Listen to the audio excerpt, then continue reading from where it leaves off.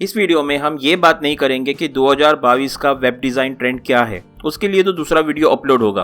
पर इस वीडियो में हम देखेंगे कि 2022 में वेब डिज़ाइनर को क्या क्या आना चाहिए ताकि उन्हें नई नौकरी मिले, सैलरी बढ़े और इस कंपटीशन मार्केट में वो सर्वाइव कर सके। देखिए, बहुत सारे लोगों की नौकरियां वैसे ही जा चुकी है और नई नौकरियां नहीं मिल रही है क्योंकि आजकल ज़्यादातर वेब डिज़ाइनर नए टेक्नोलॉजीज़ के बारे में नहीं जानते और अपने आप को अपडेट भी नहीं करते। यहाँ हम बात कर रहे हैं सीमा बिस्वास की, जो एक वेब डिज़ाइनर है। ना IIM से है, ना वो IIT से है, ना उसने कंप्यूटर साइंस किया है, सिर्फ ग्रेजुएट है, यानी उसने BCom किया है और 4 साल के वेब डिज़ाइन एक्सपीरियंस के बाद उसे 90,000 का सैलरी मिल रहा है और ये सिर्फ उसका जॉब का सैलरी है। फ्रीलांसिंग से वो अलग से इनकम करती है। ये बताता है कि अगर लॉकडाउन हो या ना हो, अगर वेब डिज़ाइनर ने अच्छी सी तैयारी की है, उसे सारे टेक्नोलॉजीज़ के बारे में पता है, तो डेफिनेटली वो अच्छे से सैलरी कमा सकता है, उसकी करियर ब्राइट हो सकती है। तो चलिए दोस्तों, देखते हैं कि 2022 में वेब डिज़ाइनर को क्या आना चाहिए। सबसे पहला है जो इम्पॉर्टेंट है वो है सिंगल पेज एप्लीकेशन, जिसे आप SPA भी कह सकते हो। ये वेबसाइट ही होता है। इसमें क्या होता है कि पेजेस में दिखने वाले सारे इन्फॉर्मेशन सेम ही होते हैं, सिर्फ जरूरी चीज़ें अपडेट होती रहती हैं। जैसे कि एग्जांपल है जीमेल का। जीमेल में आप देखोगे कि साइड बार है लेफ्ट में और राइट में जो एडवर्टाइजमेंट आ रहा है, ये दोनों चीज़ें कांस्टेंट होती है। जो बीच में आप जो मेल चेक करते हो, ये सारी चीज़ें बदलती है। यानी जो पूरा पेज है वो फिर से रिफ्रेश नहीं होता अगर आप मेल चेक करते हो और डिलीट करते हो। जिस चीज़ पर आप क्लिक करते हो उसी चीज़ को SPA भेजता है और आपका ब्राउज़र उसे रेंडर करके दिखाता है, बजाय इसके कि पूरा वेबसाइट लोड हो।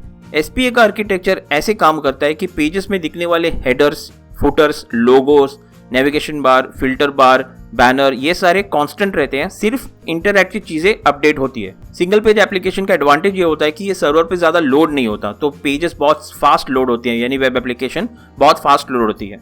तो बेसिकली एंगुलर JS है या रिएक्ट JS है, एम्बर है या व्यू है, इस तरह के फ्रेमवर्क यूज़ करके आप SPA एप्लीकेशन बना सकते हैं, यानी बनाया जाता है। वेब डिज़ाइनर को बहुत ज़रूरी है 2022 में ये सीखना और इसके बारे में जानना कि SPA कैसे काम करता है। इसके बाद जो वेब डिज़ाइनर को 2022 में पता होना चाहिए वो है design system. Design system basically एक कलेक्शन होता है कंपोनेंट्स का कह सकते हो या डिज़ाइन पैटर्न्स का, जिसे आप बार बार इस्तेमाल कर सकते हो जब आप कोई प्रोडक्ट डिज़ाइन करते हैं। डिज़ाइन सिस्टम को सही तरीके से डॉक्यूमेंटेशन और गाइडलाइन के साथ बनाया जाता है। फॉर एग्जांपल, समझिए आप कोई ऐप डिज़ाइन कर रहे हैं जिसके 300 अलग अलग पेजेस हैं। अगर 2 से 3 डिज़ाइनर्स उस ऐप पर काम कर रहे हैं तो हो सकता है कलर्स अलग हो, बटन का वेरिएशन अलग हो, फॉन्ट अलग यूज़ किया हो, पैडिंग अलग हो, तो ये सारी चीज़ें ना हो। साथ ही साथ जो ऐप के डिज़ाइंस होते हैं उसी तरीके से डेवलपर भी इसको इस्तेमाल करे और डेवलप करे वो ऐप, तो सिमिलर हो, यानी कांस्टेंट डिज़ाइन हो। इसे फॉलो करने के लिए डिज़ाइन सिस्टम का इस्तेमाल किया जाता है। यहाँ कंपोनेंट्स का मतलब होता है कि आपके प्रोडक्ट के डिज़ाइन में bread crumbs, buttons, page header, progress bar, tabs, text area, tool tip ये कैसे होगा, आइकन किस तरह के होंगे, कलर कैसे इस्तेमाल होगा, टाइपोग्राफी कैसे होगी, ग्रिड डिज़ाइन कैसे होगा, इसमें पैडिंग, मार्जिन और साइजेस का कंप्लीट इन्फॉर्मेशन होता है। उसी तरीके से अगर डिज़ाइन पैटर्न में देखें तो फॉर्म कैसे डिज़ाइन होंगे, मैसेज कैसे दिखाई देगा, मॉडल विंडो और ऑनबोर्डिंग प्रोसेस कैसे होगा, ये सारी चीज़ें आप डिज़ाइन सिस्टम के थ्रू जान सकते हो। जो सबसे ज़्यादा पॉपुलर डिज़ाइन सिस्टम है वो है Google material design, Apple human interface guidelines, या IBM का कार्बन डिज़ाइन सिस्टम है, या माइक्रोसॉफ्ट का फ्लुएंट डिज़ाइन सिस्टम है, सेल्सफोर्स का लाइटनिंग डिज़ाइन सिस्टम है, एटलासियन का डिज़ाइन सिस्टम है जो मेरा फेवरेट है, फिर Airbnb का डिज़ाइन सिस्टम है, गिटलैब का है, शॉपिफाई का डिज़ाइन सिस्टम है, एडोबे का स्पेक्ट्रम है। तो बहुत सारे डिज़ाइन सिस्टम मार्केट में अवेलेबल है। कंपनीज चाहती है कि वेब डिज़ाइनर को डिज़ाइन सिस्टम के बारे में समझ में आ जाए। बहुत सारी कंपनीज ये भी देखती है कि वेब डिज़ाइनर का खुद का एक डिज़ाइन सिस्टम हो, तो बहुत ज़्यादा चांसेस है आपको जॉब मिलने के। अगला है वॉइस सर्च ऑप्टिमाइजेशन।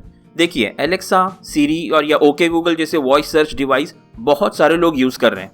ज़्यादातर लोग वॉइस से ही सर्च करते हैं आजकल। अगर सर्च इंजन जनरल वेबसाइट के माने तो 58% कंज्यूमर है वो वॉइस सर्च से ही लोकल बिजनेस के बारे में ढूंढते हैं। इसीलिए ये ज़रूरी है कि आपका वेबसाइट भी वॉइस सर्च ऑप्टिमाइज्ड हो, जिसके लिए आपको SEO का नॉलेज लेना होगा ताकि आप प्रॉपरली HTML के थ्रू आपके वेबसाइट के फीचर्ड स्निपेट्स बना के डाल सको, लॉन्ग टेल कीवर्ड्स जनरेट कर सकें, स्कीमा मार्कअप क्रिएट कर सको और मोबाइल फ्रेंडली वेबसाइट डिज़ाइन कर सको। ये सारी चीज़ें आपको ध्यान में रखना है अगर आप वॉइस सर्च ऑप्टिमाइजेशन की तरफ फोकस कर रहे हो, जो बहुत ज़रूरी है। अगला स्किल्स है जो वेब डिज़ाइनर को 2022 में पता होना चाहिए वो है वेबसाइट बिल्डर पे काम करना। इंटरनेट पे आज जितने वेबसाइट है उनमें ज़्यादातर वेबसाइट बिल्डर का इस्तेमाल किया जा रहा है। इसीलिए HTML, CSS, जावास्क्रिप्ट के साथ साथ आपको रेडीमेड वेबसाइट बिल्डर के बारे में भी पता होना चाहिए, जैसे कि विक्स है, वेबफ्लो है, स्क्वायरस्पेस है, या गो सेंट्रल है, डूडा है, विबली है, Miko.co है, वेबनो है। देखिए यूएस और यूके में ज़्यादातर IT companies in web builder को प्रेफर करती है और उन्हें हमेशा ऐसे वेब डिज़ाइनर की तलाश होती है जो इन वेब डिज़ाइनर पर काम कर सके। इंडिया में भी ऐसी बहुत सारी आईटी कंपनीज है जो बेसिकली ओवरसीज के लिए काम करते हैं, यानी उनके यूएस के क्लाइंट्स होते हैं, यूके के क्लाइंट्स होते हैं। उनको भी ऐसे वेब डिज़ाइनर्स की बहुत ज़रूरत होती है जो वेबसाइट बिल्डर के बारे में जानते हो।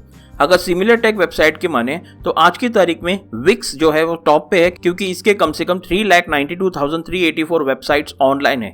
उसी तरह से स्क्वायरपेस पे भी 3,31,271 वेबसाइट होस्टेड है। तो आप देख सकते हो इस तरह के वेबसाइट बिल्डर कितने पॉपुलर है। ये काफ़ी आसान है सीखना। इसमें ड्रैग एंड ड्रॉप का फीचर होता है, बहुत सारे अलग अलग टेम्पलेट्स होते हैं जो आप देख सकते हो, सीख भी सकते हो और काम भी कर सकते हो। वेबसाइट बिल्डर के बारे में आपको जानना चाहिए और सीखना चाहिए ताकि आपको ज़्यादा चांसेस हो कि आपको नौकरी मिले और आपका जो स्किल भी बढ़े। अगला जो वेब डिज़ाइन स्किल है जो आपको पता होना चाहिए 2022 में, वो है WCAG यानी वेब कंटेंट एक्सेसिबिलिटी गाइडलाइंस। इसके कुछ 12 से 13 ऐसे गाइडलाइंस हैं जो आपको वेबसाइट डिज़ाइन करते समय ध्यान में रखने होते हैं। अगर आप Facebook, Google, Adobe, Amazon, Wipro, Tata, L&T, Infosys जैसी बड़ी आईटी कंपनीज में काम करने का सोच रहे हैं तो WCAG गाइडलाइन को जानना आपके लिए बहुत ज़रूरी है। इन गाइडलाइन को जानने वाले वेब डिज़ाइनर की काफ़ी डिमांड है। WCAG बताता है टेक्निकल रिक्वायरमेंट के बारे में जब आप डिसेबल लोगों के लिए वेबसाइट बनाते हो जो किसी तरह से हैंडीकैप होते हैं, जिन्हें कम या बिल्कुल दिखाई नहीं देता, जिन्हें सुनने में थोड़ा प्रॉब्लम रहता है, या जो सिर्फ कीबोर्ड का इस्तेमाल करते हैं, माउस का इस्तेमाल नहीं करते। तो कीबोर्ड्स ही यूज़ करके वो लोग कैसे वेबसाइट यूज़ करेंगे, ये WCAG गाइडलाइन के थ्रू आप बता सकते हो। यूएसए और यूके में ये मैंडेटरी किया गया है कि गवर्नमेंट वेबसाइट और मेडिकल सर्विसेज की वेबसाइट को WCAG कंपैटिबल होना ही होगा, अदरवाइज पेनल्टी लग सकती है। इसी को देखते हुए बहुत सारे आईटी कंपनीज WCAG गाइडलाइंस को जानने वाले वेब डिजाइनर को हायर कर रही है। लिंक्डइन पर भी ऐसी बहुत सारी नौकरी आपको मिलेगी जहां पे वेब डिजाइनर को WCAG आना चाहिए। तो डेफिनेटली इसको भी आप सीखिए, ये काफ़ी आसान है। तो दोस्तों इसके अलावा आप मोशन डिज़ाइनर के बारे में सीख सकते हैं, टेलविंड CSS जो बहुत ज़्यादा पॉपुलर हो रहा है उसके बारे में सीख सकते हैं। ऐसे बहुत सारे नए स्किल्स है जो वेब डिज़ाइनर को पता होनी चाहिए 2022 में। तो आज के लिए इतना ही। आई होप ये वीडियो आपको अच्छा लगा तो इसे लाइक कीजिए, दोस्तों के साथ शेयर कीजिए और कमेंट्स में मुझे बताएं कि आपको और किस तरह के वीडियोज़ देखने हैं। तब तक के लिए दोस्तों गुड बाय।